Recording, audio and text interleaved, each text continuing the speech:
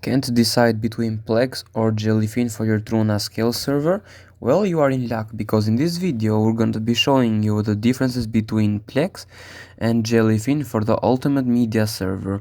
We already have made dedicated tutorials for both Plex and Jellyfin, which are going to be linked in the description below, so make sure to check them out. We will cover availability, features, setup, user experience, performance, and costs. Let's jump right into the video.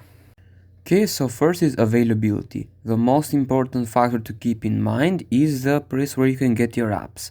Both Jellyfin and Plex have a web UI, which we'll go over later. Both have Android variants, but Android TV variants. But here's where you'll find the first difference. Plex has a dedicated client, while Jellyfin has a web UI and a native client. Web UI has more options, but it's just a web UI. The native client will run better, but has less options than the web UI. Both have an Android TV client for the big screen. On consoles, however, for the PlayStation Store, only Plex is available, as Sony won't allow open source apps on their store, which is a bummer. However, both are available on Xbox stores.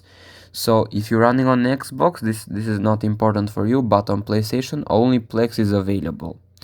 Also, there are also more factors to consider when choosing a media server, so stick around to the end. So the first thing you are going to be greeted by for both of these is the installation process.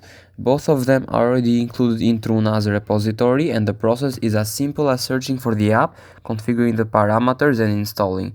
Now, when you're in the user interfaces, here is where you'll find the first differences.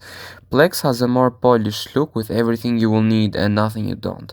Jellyfin, on the other hand, goes for a more customizable interface, which allows users for more flexibility. Personally, I'm more of a fan of Plex's interface, but Jellyfin is pretty strong too. So the bottom line is, Plex is easier to use, but Jellyfin has more options. Now let's talk features. First of all is hardware transcoding. Both have great support for all capable cards, but Plexus charges for hardware transcoding while Jellyfin doesn't. But what you can do, which is the thing I've also done, is transcode your media with hand grade beforehand to the correct resolution, which will not only give you smaller file sizes, but will also save you power costs, because you don't need a powerful system to stream transcoded media. So if you are going to transcode your media beforehand, this is not going to be an issue for you. Second is remote access. Plex has native support for remote streaming when you are not in your house or outside your network. Jellyfin also has that feature, but requires more manual setup to do. On TrueNAS, you'll have to open the following ports on your router for remote access, but it's simple enough. The apps will tell you what port you need to open, so don't worry. For Plex, it's 3200, and for Jellyfin, it's the port you set for the web UI.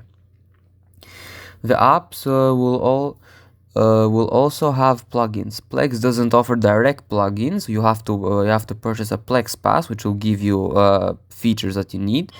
But Jellyfin is better.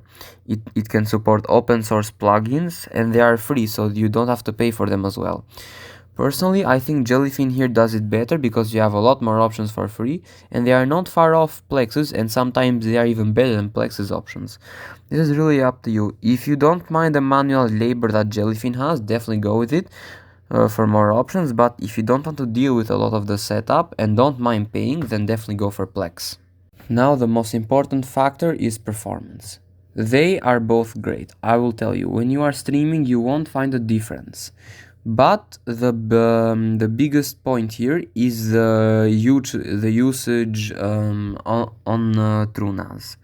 So Plex is less demanding than Jellyfin. This is because Plex can allocate more resources to develop better optimization than Jellyfin, which is just an open source project and has no direct funding outside of donations. In our testing, we have found that all you need is 16 gigabytes of RAM, enough free storage for transcoding, and also a good enough graphics card. You'll need one that you can handle the media you want to stream. We've already talked about these on the dedicated tutorials, so for more information, go check them out.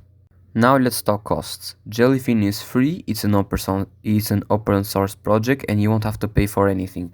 Plex on the other hand is a little bit more complicated. You can use it for free indefinitely, but for the full experience you will need a Plex Pass.